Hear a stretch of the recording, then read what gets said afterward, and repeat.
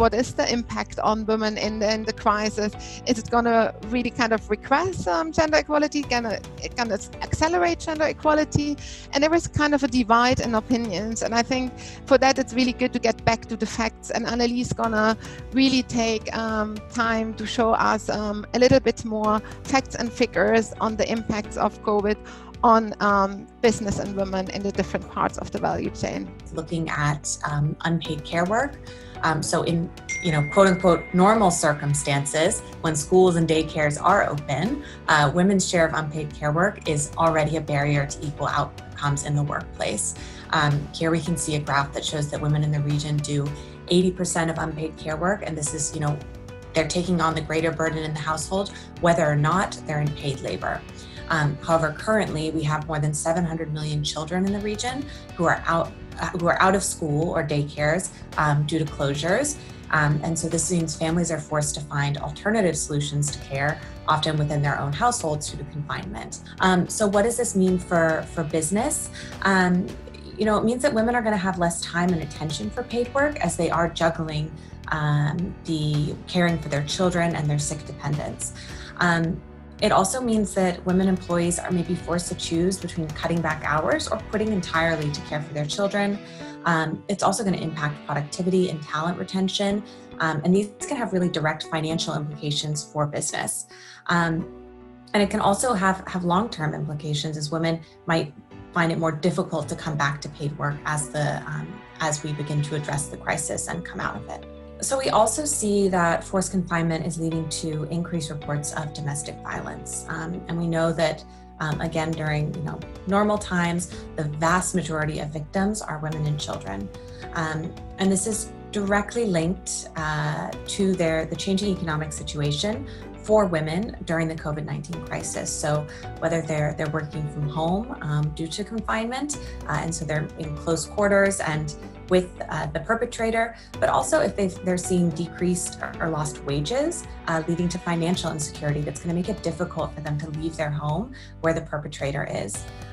We also know that support services, which are already chronically underfunded, are being quickly overwhelmed.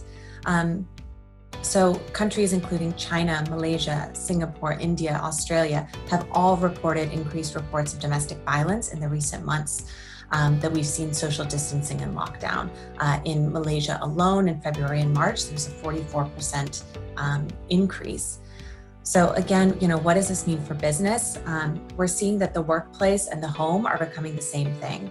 So the workplace is now where domestic violence is taking place for women who are teleworking and working from home. We also see that female-dominated sectors are facing massive layoffs throughout the region. So, women are concentrated in jobs that are difficult, if not impossible, to do remotely. So thinking about tourism, retail, domestic work, factory and farming jobs, and many sectors, including garment and retail and tourism, are facing massive layoffs. So the tourism industry alone could lose up to 50 million jobs. And as women are the majority of these workers, it's obviously going to have a disproportionate impact on them. Thinking about global supply chains, we know that women represent 60 to 90% of labor-intensive jobs. In the apparel industry alone, it can be up to 90%. In Myanmar, 80% of workers in the garment industry are women. We have over 120 factories that are closed. This is about 20% of all garment factories have halted their production. So obviously it's going to have a big impact on the workers there. In Cambodia, many garment factories have closed due to the crisis, and while the government is providing some support, it's only about $70 US a month, which is only 37% of their monthly minimum wage. So this is, an economic shock to women and their families that could have dramatic and long-lasting impacts. And then thinking particularly about migrant women, they're particularly vulnerable during this time due to the kind of combined impacts of being both a woman but also a migrant who's facing additional barriers, including language and legal restrictions.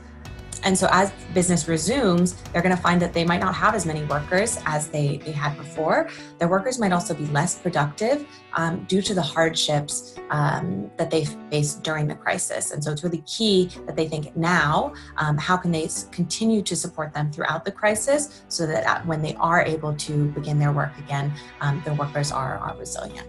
So finally, just looking at women-led SMEs and the informal sector, including micro retailers. So once again, during normal times, women are already more vulnerable than their male counterparts.